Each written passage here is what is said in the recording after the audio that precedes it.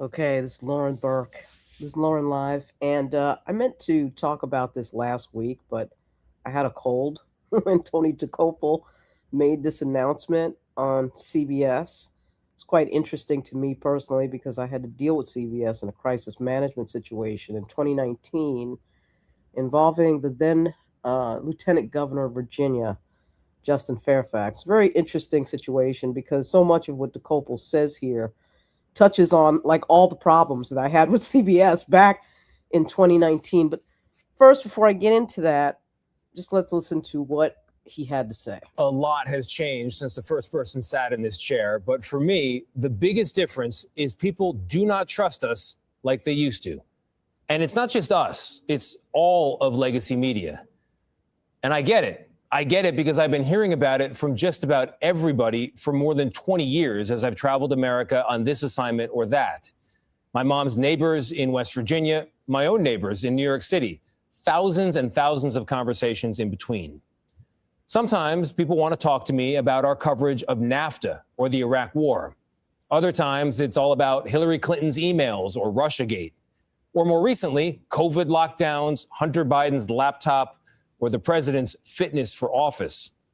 The point is, on too many stories, the press has missed the story because we've taken into account the perspective of advocates and not the average American. Or we put too much weight in the analysis of academics or elites and not enough on you. And I know this because at certain points, I have been you. I have felt this way too. I felt like what I was seeing and hearing on the news didn't reflect what I was seeing and hearing in my own life, and that the most urgent questions simply weren't being asked. So here's my promise to you today and every time you see me in this chair. You come first, not advertisers, not politicians, not corporate interests. And yes, that does include the corporate owners of CBS. I report for you, which means I tell you what I know, when I know it, and how I know it. And when I get it wrong, I'll tell you that too. It also means I'm going to talk to everybody and hold everyone in public life to the very same standard. After all, I became a journalist to talk to people. I love talking to people about what works in this country, what doesn't, and not only what should change, but the good ideas that should never change. I think telling the truth is one of them. I'm Tony Dokoupil, the anchor of the CBS Evening News. Now, I have to give him credit for trying to do this because this is actually, it shouldn't be a brave act for any journalist to do, to say what he just said, but in fact it is. In the day and age that we live in of corporate journalism, it's a really big thing what he just said. It shouldn't be. But here's why it's never going to happen with certain topics. First of all, he is in New York City. He is in one of the most liberal jurisdictions in the country. And the people who work at CBS, just like at ABC and NBC in New York, are going to have a certain point of view about the way the world works. And that is just the reality of it. I mean, I know that everyone in journalism loves to deny that, oh, my opinion's not in this and has nothing to do with it. I mean, come on, we all carry what we've lived in life, what we've experienced in life in the door of journalism. And that is why I think it's important to have some rules. But the problem with journalism is there are no rules. People do whatever the heck they want. Yeah, there's best practices guides. Every journalistic organization I've ever worked for, ABC, USA Today, whatever it was, we had a best practice guide. But in the end, a human being is making a decision about what gets on the air and what doesn't. And that's going to come down to their personal feelings and their personal experience. It's as simple as that. But I will say this, just using the example of what happened in 2019 to Justin Fairfax, this passage in particular caught my attention where he said the part about the advocates and the elites. I mean, that right there is exactly what CBS was doing. At that time, you have to understand the Me Too movement was so powerful. What they had done was in my view, I mean, I think it was pretty obvious. It's not just my view. It's just right in front of everybody's face. What happens is, I don't want to go too deep down the rabbit hole, but all of this is public facing information. Okay. Les Moonves, who was the head of CBS, gets into trouble, gets into a Me Too problem. And so does Charlie Rose. And I think after that, there were certain people at the network who felt they had to absolve the network. And the way you do that is you put a bunch of stuff on the air that is saying, hey, we really care about this issue. And we really feel like, we've got to do something. And what happened was, and I think most of it was funneled through Gayle King, we started seeing piece after piece through Gayle King of people who were accused of Me Too situations. Some of them you could say, okay, that's legit. That's legit journalism. R. Kelly, whatever. Then we saw the Lisa Leslie interview, which was very confusing. Kobe Bryant was dead, and then Gayle King sat there and tried to make Lisa Leslie say that Kobe Bryant was sort of a Me Too type of guy, and Lisa Leslie pushed back, and of course Gayle King got slammed. And then we found out that Time's Up was doing Gayle King's PR, which then set up a bunch of alarm bells of a bunch of young women who were working at Time's Up saying, and they were correct to say this, wait a minute, our job is to protect survivors, not protect Gayle King, multimillionaire anchor. What happened to Justin was, I thought, a lot worse. So a scandal breaks out in Virginia in February 2019. Two people come forward. They have no evidence over a long period of time, 13 years and 20 years. They have no police reports. They have no medical records. They have no contemporaneous email. They have no contemporaneous text. They have no evidence. They just have stories that they're telling. And it breaks out in early February, right at the moment it looks like Justin Fairfax might be the governor of Virginia. And then 2 months go by. So February and then March. And then CBS pops up on April 1 and April 2 and decides to put these two accusers on the air. They don't call Justin Fairfax. They don't say over that last 2 months from February to April, hey, we're looking at this. We may put these folks on our air. We want to hear from you what the hell is going on here. We're investigating.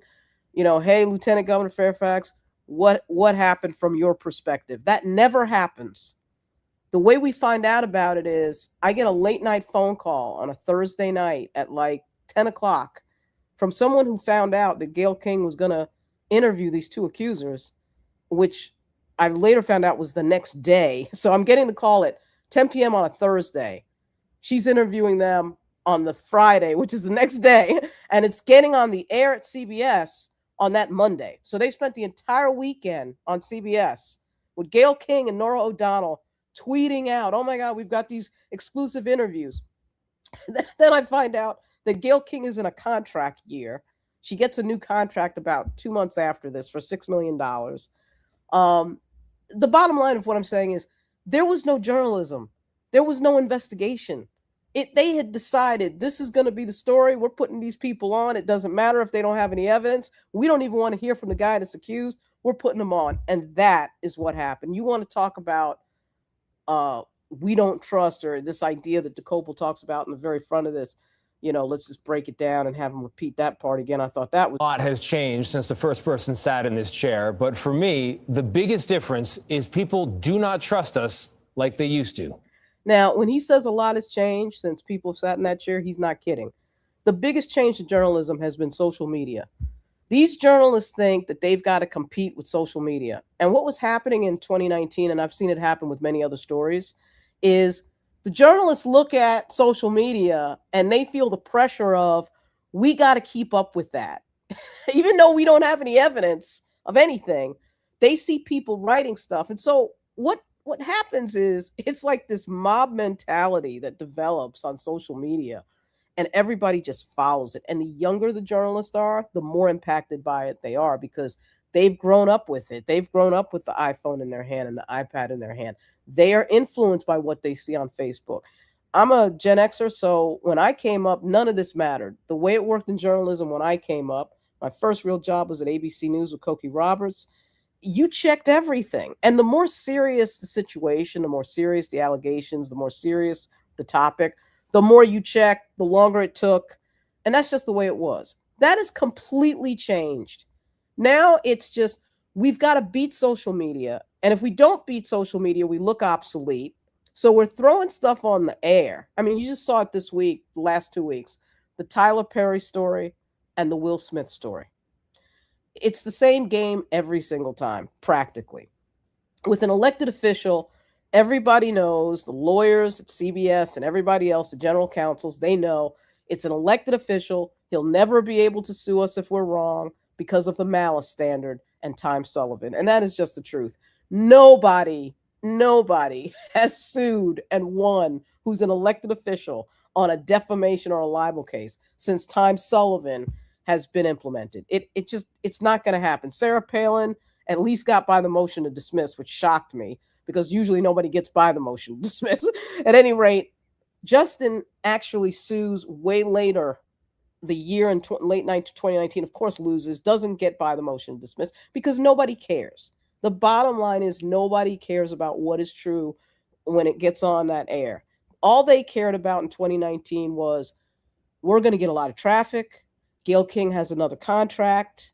Okay. I had Casey Sokoloff in my phone, burning up the phone, trying to get the exclusive interview of Justin Fairfax. That's all she cared about is the exclusive interview. She wasn't even asking me, is this true? And if you're saying it's not true, okay, show me how it's not true. Like, not even a conversation about that because it doesn't matter.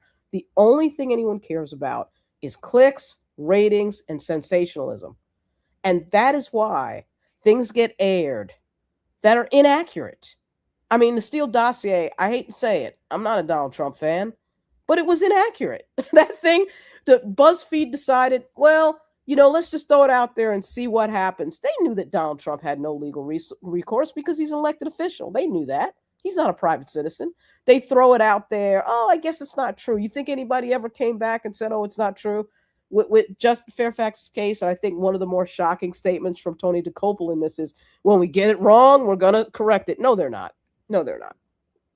I wish I could believe. I don't know Tony Dokoupil, by the way. And by the way, Tony Dokoupil had nothing to do with Justin Fairfax's story that I know of. It was Gayle King, Adam Verdugo, Casey Sokoloff, Nora O'Donnell, John Dickerson. There's a few other people involved, but I don't think Dokoupil had anything to do with anything. And they were all pushing. And I texted Gayle King and said, when I found out that she was interviewing the accusers, I said, Gayle, there's a lot more to this story that you should know before you throw these people on the air. They don't care. It doesn't matter. They want the blow up. They want the sensationalism. If it's true, great. If it's not true, who cares? Nobody will ever be able to figure it out anyway. So what? We destroyed somebody's life. It doesn't matter. And that is why nobody trusts journalism, because you can see it. You can see it. Any intelligent person can see the devil may care, casual way that people do things, and for me, because I've worked in journalism and in politics, I've seen both sides of it now. And seeing both sides is particularly terrifying. I think Tony Dokoupil, I would love for him to be like in a political office for 2 months. A lot of these journalists get this idea in their head, particularly the Watergate era journalists, that everything is some sort of Russian spy novel. It just isn't. It just isn't. It's actually just boring constituent work. It's navigating people through the federal government or the state government, whatever office you might work in. I've worked in politics in state government in Virginia, in state government in New York, in federal government in Washington, D.C. I've worked for 4 members of Congress, and I've worked for big media. There is nothing mystical happening in these offices. I mean, I think a lot of journalists have this weird, all the president's men thing in their head, and the FOIA request I used to tell me that. I was like, really? You want that? I mean, why do you think that's happening in this office? But I think if you watch too many movies, yeah, you might think that, but it doesn't really work that way.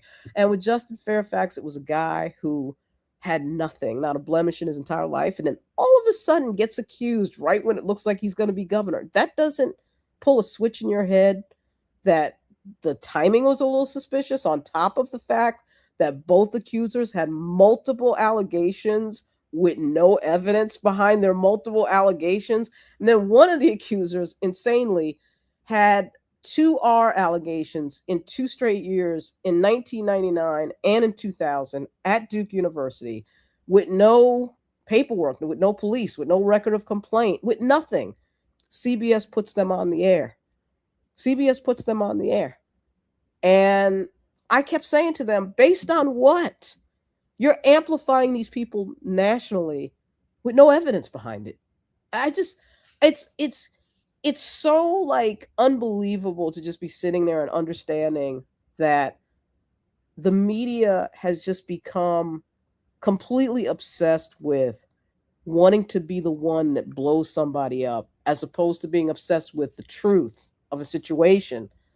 Um, And it's not just us, it's all of legacy media.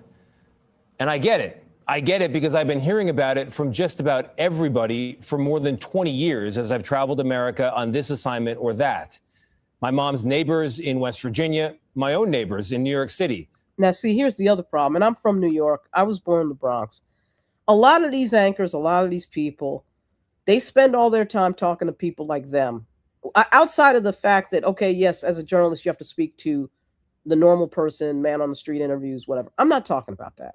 I'm talking about who you talk to in your private moments when you're relaxing, who you really talk to and have a real conversation with. And unfortunately, with some of these anchors that are making $1 million, they're in a rarefied group of people. When I worked at ABC, I was hanging around. Everybody I worked with was making six figures. I mean, it was not uncommon that an associate producer or a producer, senior producer, is making 120, 130. And that's how you end up with, and I remember it happening when I was at ABC. That's how you end up with GMA running a story on au pairs or how to put an extension on your house. I mean, these are not things that normal Americans are thinking about. Normal Americans are making $50,000 a year. So one of the things that Dokoupil said that struck me when he was talking was that when he's talking to his neighbors, it's different than what we're putting on the air. Yeah, you better believe it, buddy. I got that same sensation when this bullshit happened to Justin in 2019. I had people, I watched it. I watched it with my own eyes, people coming up to him, just the average, ordinary people.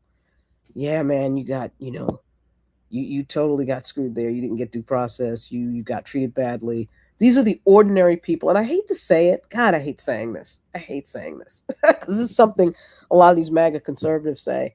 I hate saying it, but I did see this. The more educated the people were, the worse it was. The more educated, the more PhDs, the more master's degrees, they were the ones that fell first for the okey doke. They believe anything that they read in the New York Times or the Washington Post. So the learned, scholarly types that are reading the paper, they were the ones that believed everything that they were reading without really questioning anything. And then the people who were your blue collar school teacher or, person working at the shipyard, they figured it out. Right? The bus driver figured it out. The Uber driver figured it out. The cook at the restaurant down the street figured out, yeah, something's wrong with that story. And those people somehow never get on the air. Those people somehow never get interviewed. I remember saying to a few reporters back in 2019 and in 2021, I said, can you guys just get in a car and drive to Hampton, Virginia? These are reporters in Richmond. Can't you guys drive to Hampton? Maybe just Petersburg. So Petersburg is closer by Richmond than Hampton. Nah, they talk to people in Virginia politics. They talk to people who have a dog in the hunt. They talk to people who would be embarrassed if Justin, oh shoot, if he's exonerated, I'm going to look like an idiot. So of course anybody who has a dog in the hunt is going to say a certain thing. And that's almost anybody that is involved in any sort of political thing or any civic group. And that includes the NAACP and everybody else. Okay. And that's who they talk to. They talk to official actors. Who they don't talk to is the average everyday citizen that was walking up to Justin Fairfax every 5 seconds and saying, this is bullshit. That person never shows up in an article. It's amazing to me how the media sinks into this elitist mold of only talking to people with college degrees, only talking to people in certain strata economically. It's a huge mistake because most Americans have never gone to college, have never set foot inside a college classroom. And I have to say, it's overrated, as I think we're seeing right now with a lot of these academic institutions that are bowing down to Trump. They're supposed to be this and that, and they're writing all these papers and all these books. What does it mean if you're not stepping out against everything you've been talking about your entire career? So academics to me are a particularly dangerous group because it's hype because you got all these letters beside your name, but what does it really mean when the shit really hits the fan? It means absolutely nothing. Thousands and thousands of conversations in between. Sometimes people want to talk to me about our coverage of NAFTA or the Iraq War. Other times it's all about Hillary Clinton's emails or Russiagate. Or more recently, COVID lockdowns, Hunter Biden's laptop, or the president's fitness for office. The point is, on too many stories, the press has missed the story because we've taken into account the perspective of advocates and not the average American. Yeah, well, that's an understatement, certainly in the Fairfax case. They were listening to the advocates huge, and adopting their questions, adopting their point of view, adopting their verbiage, adopting their way of seeing things. I mean, you can't tell me that a news institution who's clearly on one side of an issue, regardless of how important that issue may be, and let me tell you, I thought that Tarana Burke did a really good job at bringing something up that had never been confronted. That part, yes, right? I mean, she brought up something women had not been listened to on this issue since the days of the freaking Bible. So she should be commended for that. The problem is there's a difference between being an advocate and being a journalist. And being a journalist requires you to have to check the facts, even when it's hard, even when you're saying to yourself, I think this guy is guilty. I think he might have done it. But you're still supposed to check. And what I saw with CBS in 2019 was nobody was checking anything. And I know nobody was checking anything because to check meant that they had to call us. They at least had to call me or they had to call Justin to check. They never did that. They put the accusers on the air, and they were like, we got you. You're trapped now. Now you're going to have to come to CBS and get interviewed because we got these two women accusing you. They had this idea, I think Casey Sokoloff and Gayle King had this idea that, well, we got you now. We put the women on. Now you're going to be forced to come to CBS. To be honest, I was pushing to go to Stephanopoulos because I knew he's a smart interviewer. I knew he was going to ask the right questions, and I knew he wasn't going to bring his political feelings. It's so ironic because I remember working with George Stephanopoulos when we were at ABC News. We didn't know each other that well, but he was hosting the show this week with George Stephanopoulos. And, there was always this fear because he'd worked for the Clintons and he was going to be partisan. He's turned out to be the least partisan journalist that I've ever seen, I think, because he understands that people are assuming that about him incorrectly. But at any rate, CBS thought, we'll force them to come on. They'll definitely come on because, hey, we got the two women. But this is where I'm going to show just this clip and get out of here, where this is when you know that you're not dealing with a news organization. You're dealing with an advocacy group. You're not really dealing with a news organization when you hear something like this. Recently signed a production deal with CBS Studios. Let me back it up. Because I trust that my joy in him cannot be taken away. Beautiful picture of her with her little baby boy. Tarana Burke and Brene Brown join us now. Tarana, we should say, also recently signed a production deal with CBS Studios. I didn't know that, Tarana, so I'll just say, welcome to the family. And it's good to see you both this morning. Those essays. So if Tarana Burke, who's the head of Me Too, signed a production deal with CBS, and I think this was 2023 or 2022 when this got announced, what were the odds that CBS was going to fairly investigate a Me Too story? I mean, they clearly were part of the advocacy effort for Me Too. Now, a lot of people might say, well, that's not a terrible thing. Me Too means well. Me Too was necessary. Me Too was important. But is it journalistic to have an advocacy group glued onto the news organization such that it's likely that the news organization is never going to objectively report on that subject matter, which is exactly what happened? Because you're not going to find any stories on CBS where they're questioning the Me Too movement. That ain't happening. There's two news organizations that never, ever will question. Never will question. And there have been some questionable Me Too allegations. Okay. You have to sort of wait till it plays out, but watch what this Will Smith story does. Watch what the Tyler Perry story does. The one against Jay-Z was complete, utter nonsense. Complete, utter nonsense. And everybody blew it up, and Jay-Z's being accused. And I'm not going to repeat what it was. It was disgusting, and it wasn't true. And his name ends up in every freaking headline across the country.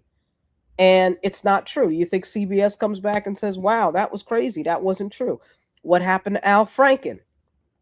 You think CBS comes back and says, wow, that we went, we might have gone too far in reporting that. Nobody does that. That's why when Dokoupil says, well, when we get it wrong, we'll admit it. I'll believe that one when I see it. I will absolutely believe that one when I see it. He should be commended for trying.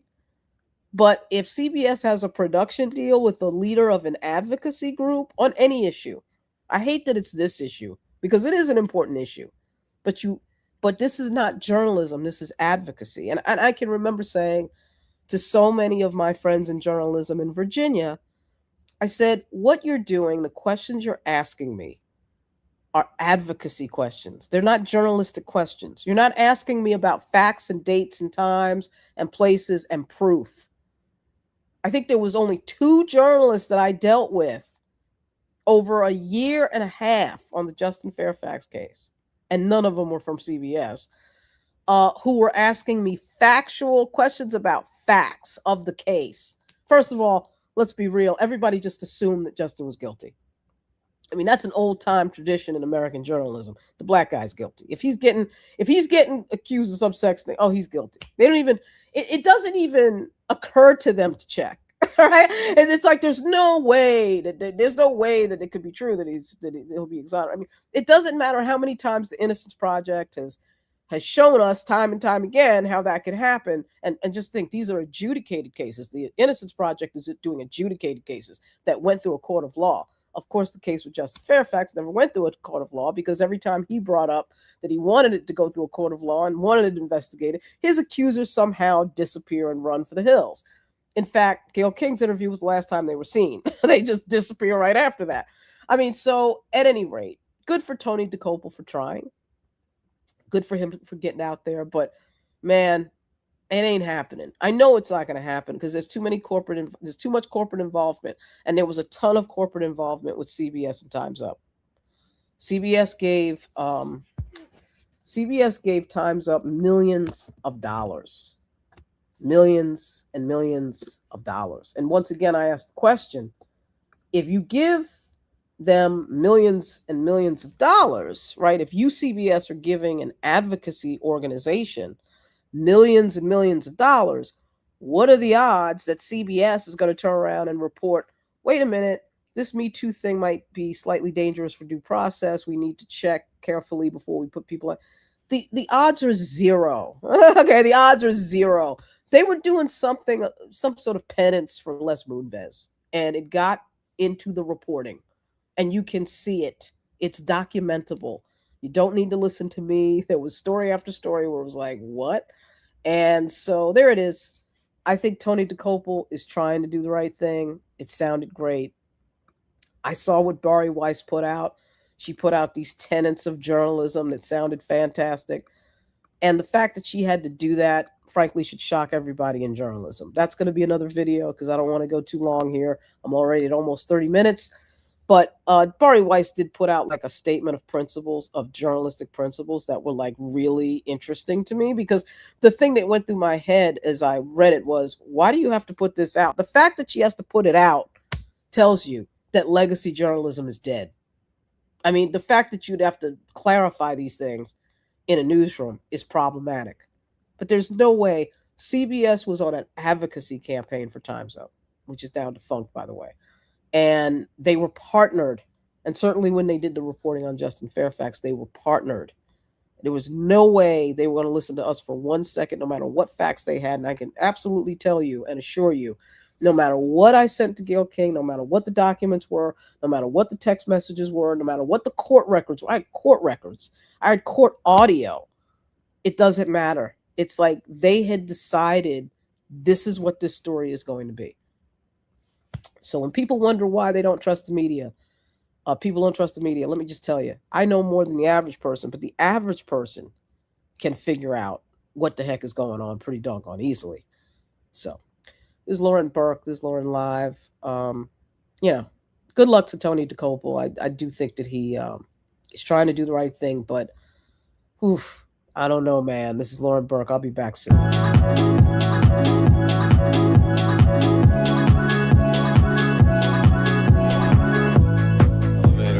Somewhere. What's going on? Thank you. Are you watching now? Yeah. No, I was watching when I left, but it's excellent. I love it. I love the traffic's blowing up.